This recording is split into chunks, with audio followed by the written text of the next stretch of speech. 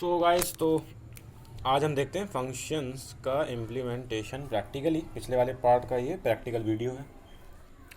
So first of all देखो, मैं जितनी भी स्क्रिप्ट्स यूज़ कर रहा हूँ ना अभी प्रैक्टिकल में, और मैं आप देखोगे मैं ऊपर इंटरप्रेटर वाली लाइन नहीं लिख रहा हूँ, क्योंकि मैं डायरेक्टली इसको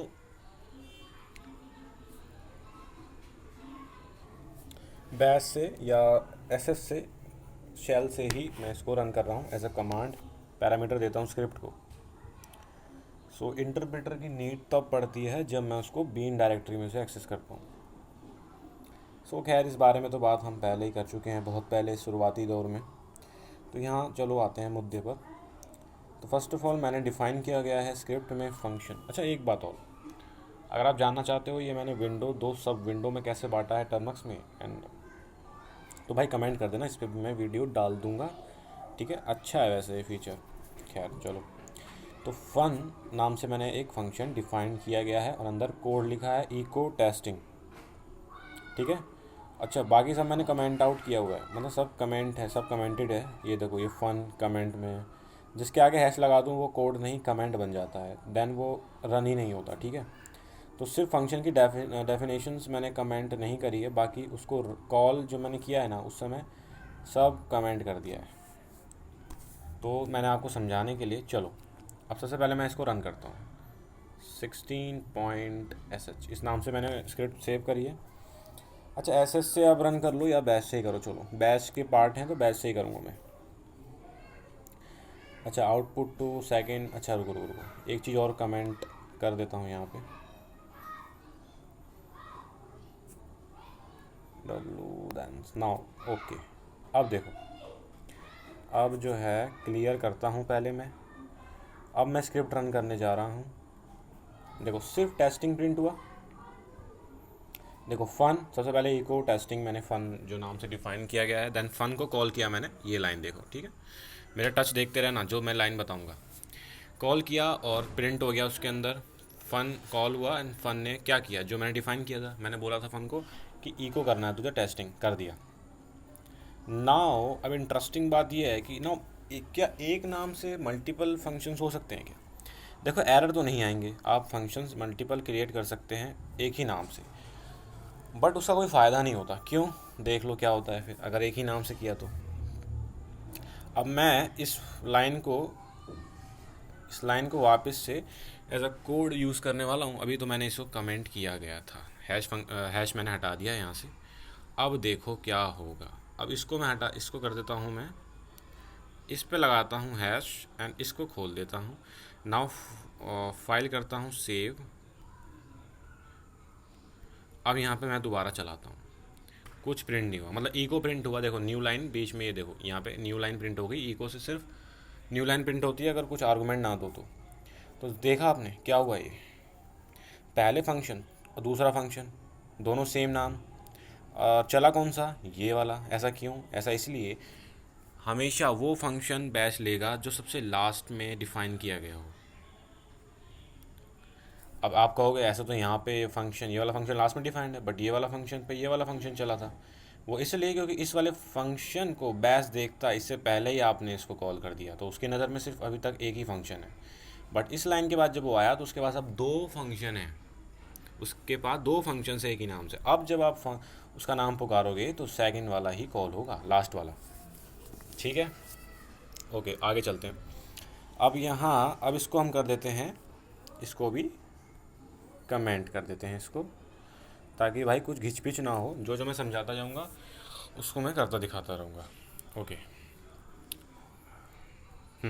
तो फन वन नाम से एक फंक्शन है, ये वाला देखो।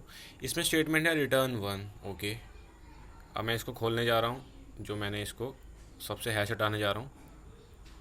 ओके, तो मैंने सबसे हटा दिया है। अब कोड क्या है देखो, fun one return one. Now if fun one, यहाँ पे कंडीशन लगी हुई है। इफ़ फन वन की जगह क्या आ जाएगा? फन वन की रिटर्न वैल्यू आएगी जो मैंने रिटर्न स्टेटमेंट से रिटर्न कमांड कह लो या स्टेटमेंट कह लो, उसके बाद जो मैंने रिटर्न। अच्छा, यहाँ पे सिर्फ इंटीजर दे सकते हो आप, कुछ और नहीं। मैंने बताया था ना पिछले पार्ट में स्टेटस कोड होता है ये। तो यहाँ पे इफ़ की जगह आ जाएगा, फन वन की जगह आ जाएगा वन। तो इफ़ वन, तो इफ़ के बाद जो वन है ना वो साफ साफ बोलता है इफ़ कंडीशन नहीं चलेगी, एल्स वाला पार्ट चलेगा। 1 का मतलब होता है फॉल्स, तो जब कंडीशन होती है फॉल्स तो इफ़ वाला पार्ट नहीं चलता, ट्रू होना चाहिए इफ़ की कंडीशन, तभी इफ़ वाला पार्ट चलता है, अदरवाइज एल्स वाला पार्ट एग्जीक्यूट होगा। तो चलो आपको करके दिखाते हैं। ना इसे दोबारा से सेव करके यहाँ पे रन करते हैं। देखो फेल्ड, ये वाली लाइन प्रिंट हुई है, फेल्ड। ना अगर रिटर्न 1 की जगह रिटर्न 0 कर दूँ तो सक्सेस आएगा, 0 की जगह, क्योंकि फिर इफ़ फन 1 की जगह इफ़ 0 होगा और 0 मतलब ट्रू होता है। ओके आगे चलते हैं। अब आगे देखो fun3 नाम से एक फंक्शन बनाया है, ई को यहाँ पे मास एक्सपेंडिंग कर रहा हूँ मैं, और इसको भी अब मैं कमेंट से हटाता हूँ कोड को, एंड अगेन मैं यहाँ पे करता हूँ इसको सेव। ठीक है,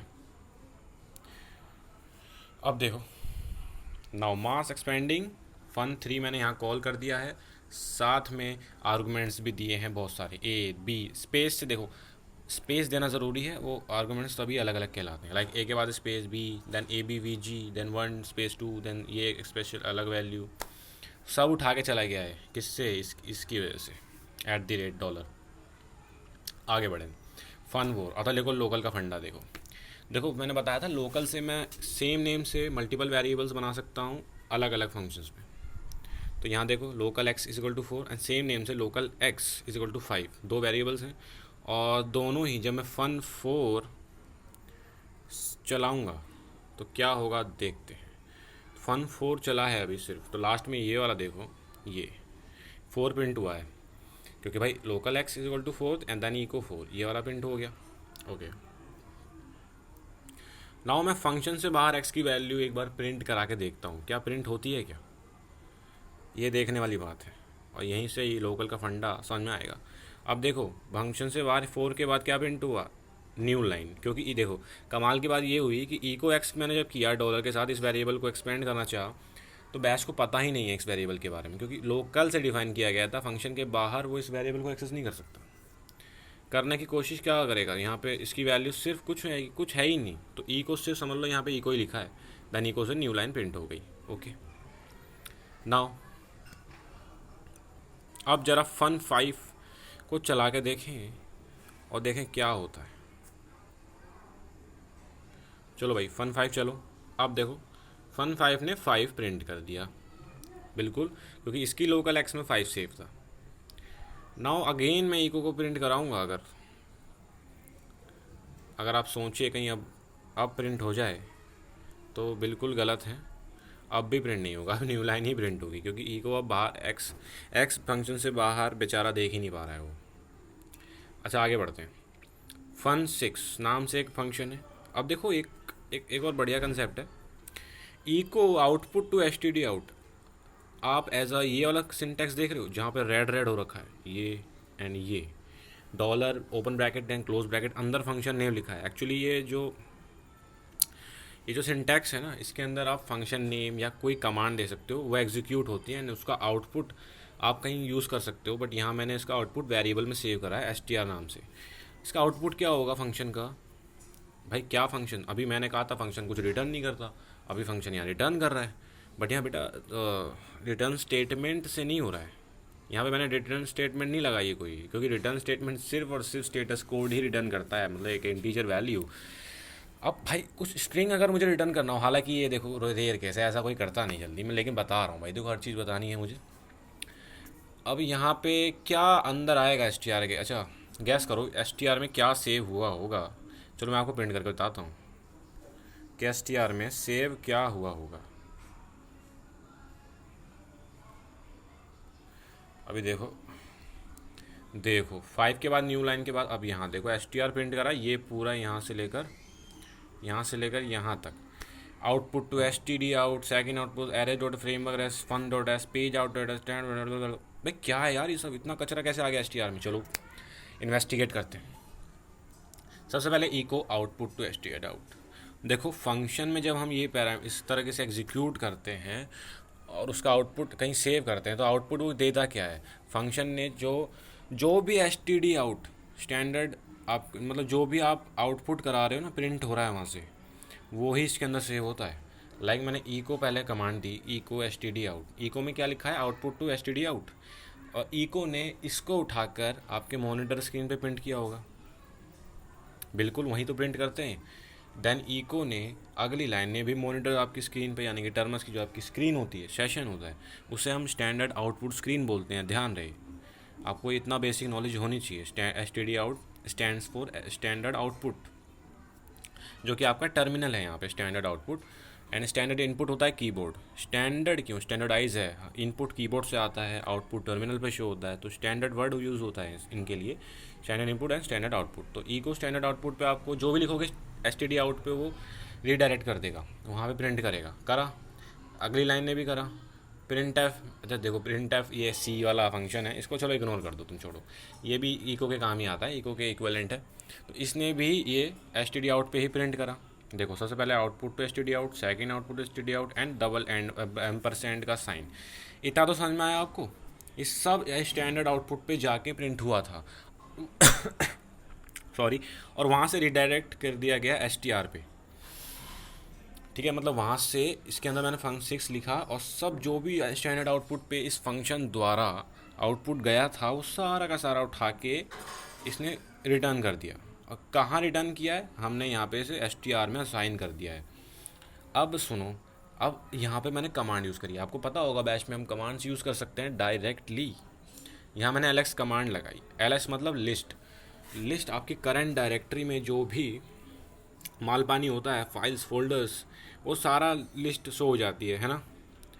तो अब ये क्या है? तो ये लिस्ट में करंट डायरेक्टरी मेरी जो भी है वहाँ पे पता है क्या क्या फाइल्स पड़ी हुई हैं, गिनती की ये फाइल है। एक तो 15.1.sh, ठीक है, 16.arrays.sh, framework.apk फाइल है, एक ये fun, page out and tam.sh, ये सारी फाइल्स पड़ी हैं मेरी करंट डायरेक्टरी में, जिस करंट डायरेक्टरी में से मैंने ये स्क्रिप्ट एग्जीक्यूट करी है।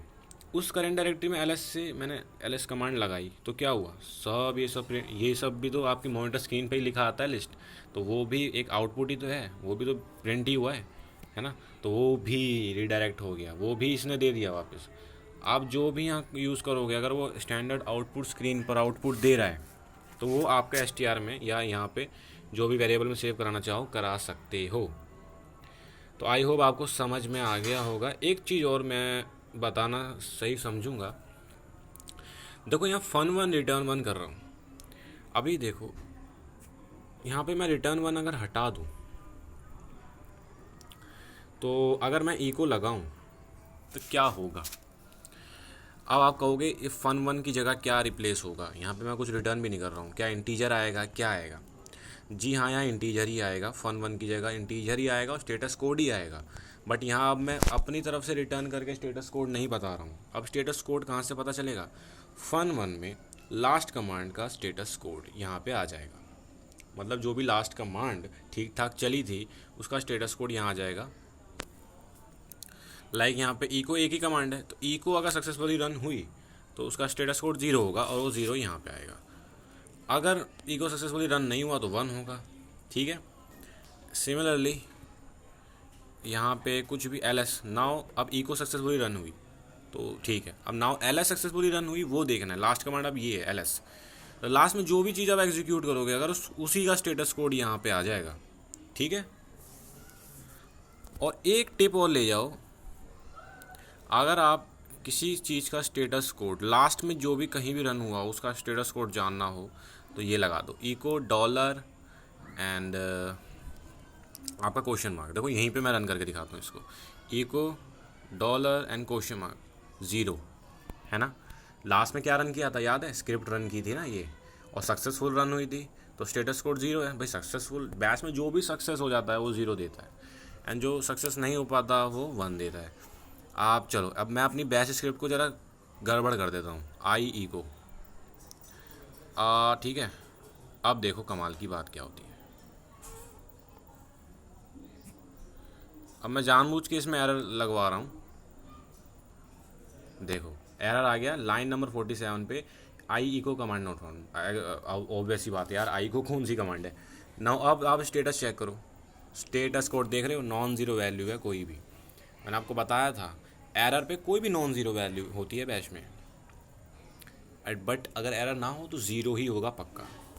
समझ रहे हो मेरी बात? कुछ भी यहाँ पे लास्ट में कुछ भी रन हुआ हो उसका स्टेटस कोड जानना हो तो बस ये dollar on question mark. I hope video अच्छी लगी हो, तो अगली वीडियो में देखते हैं क्या क्या हम करते हैं कवर। सो बाय।